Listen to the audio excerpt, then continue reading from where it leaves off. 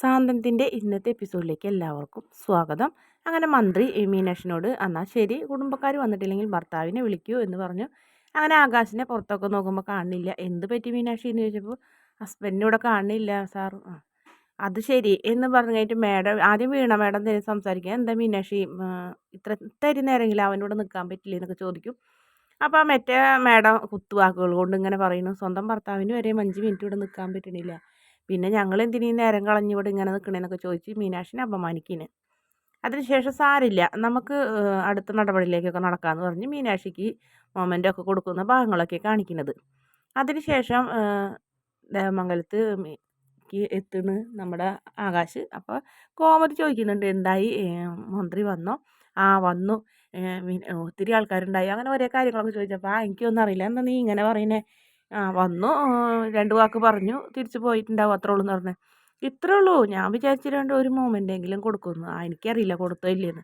എന്താടാ നീ അങ്ങനെ പറയണേ? നീ ഇവിടുന്ന് പോയത് ഇഷ്ടത്തോടെ തന്നെ അല്ലായിരുന്നു, പിന്നെ എന്താ പറ്റിയത് ചോദിച്ചപ്പോൾ എൻ്റെ അമ്മ അവിടെ ഉള്ളതൊക്കെ വലിയ വലിയ ആൾക്കാരാണ്.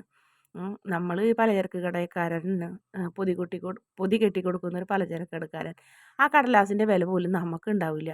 നമുക്ക് ജീവിക്കണമെങ്കിൽ ഉപ്പ് വേണം, അരി വേണം, മല്ലി വേണം, മുളക് വേണം, അത് പൊതി കെട്ടി കൊടുക്കാൻ ഒരാളും വേണം എന്നും പറഞ്ഞ് ആകാശ് വിഷമത്തോടെ അകത്തേക്ക് പോകും.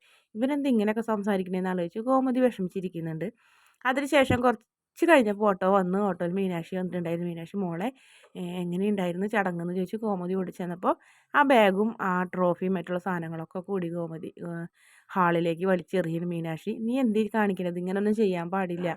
അത് എത്ര ചെറുതാണെങ്കിലും ഇതിൻ്റെ വിലയല്ല, അത് മന്ത്രി തന്നത് കൊണ്ടല്ല, ഇത് നിനക്ക് കിട്ടിയ അംഗീകാരമാണ്, അതിനാണ് നീ അംഗീകരിക്കേണ്ടത്. അമ്മേ, ഒരു കടലാസ് കഷ്ണം കിട്ടിയാലും ഭർത്താവിന് വിലയില്ലെങ്കിൽ പിന്നെ നമുക്ക് എന്തിനാ അത് കിട്ടിയിട്ട് കാര്യം എന്നൊക്കെ ചോദിച്ച് കോമതിനോട് മീനാക്ഷി പൊട്ടിത്തെറിക്കും.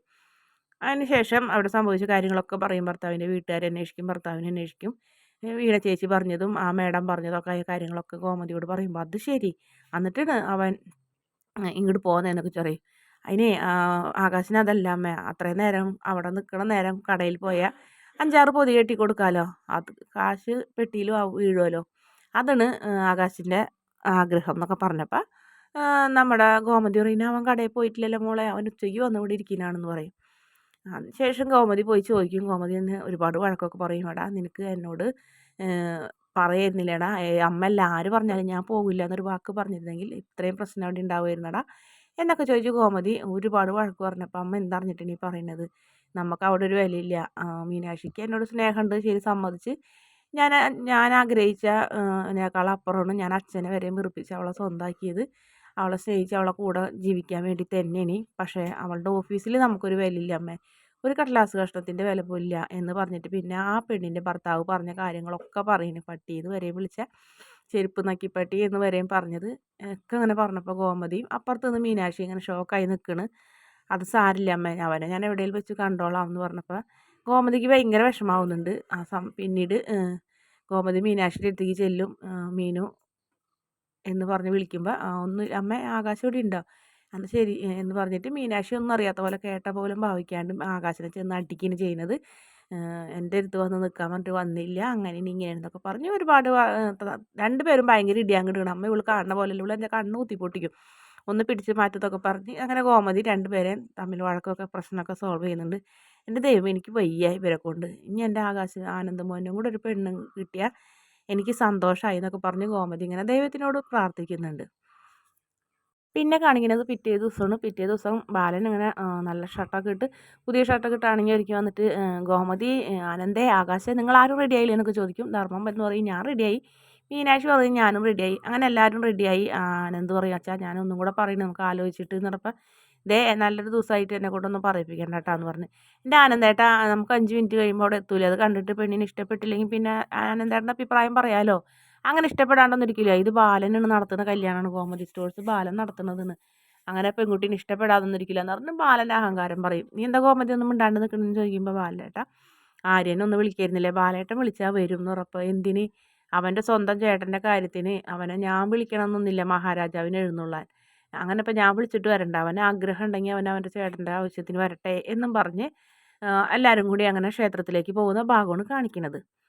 പിന്നെ കാണിക്കുന്നത് മിത്രയുടെ കാലുമേലത്തെ കെട്ടൊക്കെ അഴിക്കുന്നുണ്ട്. ആര്യൻ കെട്ടഴിച്ച് മിത്ര വേണ്ടാന്ന് പറഞ്ഞെങ്കിലും കെട്ടൊക്കെ അഴിച്ച് 2 പേരെ അങ്ങടും ഇങ്ങടൊക്കെ ഇങ്ങനെ 2 അടിയൊക്കെ നടത്തിക്കുന്നുണ്ട്. പറഞ്ഞാൽ വലിയ കുഴപ്പമൊന്നുമില്ലല്ലോ ആര്യ, വേദനയൊന്നുമില്ലാന്ന് പറയും. അതാ ഞാൻ പറഞ്ഞത്, വേദനയൊന്നുമില്ല, ഉണ്ടാവില്ല, ഇനി നീ ഇപ്പം അങ്ങോട്ടും ഇങ്ങോട്ടൊക്കെ നടക്കുമെന്ന് പറയും. കാല് മാറി, രക്ഷപ്പെട്ടു. പക്ഷെ കാലിൻ്റെ വേദന മാറണ്ടായിരുന്നു ആര്യാന്ന് പറയും. അതെന്താന്ന് പറയും. അല്ല, ഇങ്ങനെ ഇരുന്നത് കൊണ്ടല്ല എനിക്ക് ആര്യൻ്റെ കെയറിങ് കിട്ടിയത്. ആര്യൻ അത് ശരി. ഇനി ഞാൻ എവിടെയെങ്കിലും കുപ്പിച്ചിൽ കണ്ടാൽ കയറി ചവിട്ടും. ഇനി ചവിട്ടിയാൽ ഇവിടെ വീട്ടിൽ കുത്തിരിക്കലുണ്ടാവുള്ളൂ. ഞാൻ നോക്കുമെന്ന് വിചാരിച്ചിട്ട് നീ ഇരിക്കണ്ടാന്ന് പറയും. ഇതുകൊണ്ട് എന്താ കുഴപ്പം? ആര്യൻ പണി പഠിച്ചു, അസലായിട്ട് പാചകം ചെയ്യാനൊക്കെ പഠിച്ചു. അത് തന്നെ നല്ല കാര്യമല്ലേ എന്ന് പറയും. അതെ, നീ വായാടിത്തരം നിർത്തിയിട്ട് ഇന്ന് കോളേജിൽ പോകണില്ലല്ലോ, ഇവിടെ ഇരുന്ന് പഠിക്കാൻ നോക്കും. എന്തെങ്കിലും ആവശ്യമുണ്ടെങ്കിൽ വിളിക്ക്, വാതിലടച്ച് ഇവിടെ ഇരുന്നോ, ഞാൻ പോകണമെന്നൊക്കെ പറഞ്ഞ് അങ്ങനെ എഴുന്നേറ്റ് പോകുമ്പോൾ പറയും, ആര്യ അവിടെ നിന്നൊരു കാര്യം പറയാനുണ്ടെന്ന് പറയും. എന്താണെന്ന് ചോദിക്കും. ഇന്ന് നമ്മുടെ ആനന്ദേട്ടൻ്റെ പെണ്ണ് കാണുന്ന ദിവസമല്ലേ, ആര്യന് പോകാണ്ട് വിഷമില്ലേന്ന് ചോദിച്ചപ്പോൾ എനിക്കെന്ത് വിഷമം, എനിക്കൊരു വിഷമമില്ല എന്ന് പറയുന്നത്. അത് ആര്യൻ നുണ പറയുന്നതാണ്. ആര്യൻ്റെ എനിക്കറിയാം. ആര്യൻ്റെ മനസ്സിലുള്ള നീര് പോലെ ഇനി സ്നേഹം പുറത്ത് കാണിക്കാൻ അറിയില്ല, ഉള്ളിലുള്ളൂ എന്ന് പറഞ്ഞപ്പോൾ എനിക്ക് ആവശ്യമില്ലാതൊന്നും സംസാരിക്കാൻ നിന്നോട് താല്പര്യമില്ല, നീ നിൻ്റെ കാര്യം അന്വേഷിച്ച് പോയെന്ന് പറഞ്ഞു.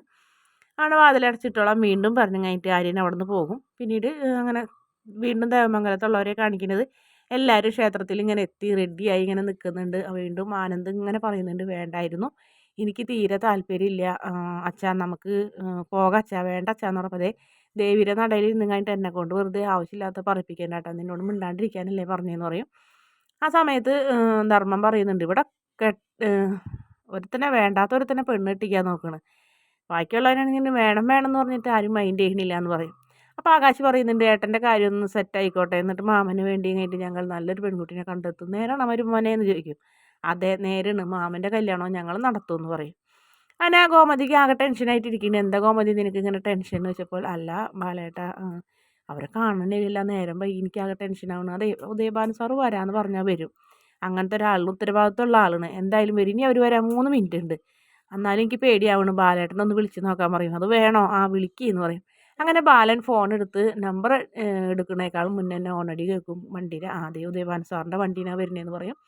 അങ്ങനെ എല്ലാവരും കൂടെ ആകാംക്ഷയോടെ നോക്കി നിൽക്കുമ്പോൾ ഇവരെ മുന്നിലേക്ക് ആദ്യം ഉദയഭാനുവും ഭാര്യയും ഇളയ മോളും ഇറങ്ങുന്നുണ്ട്.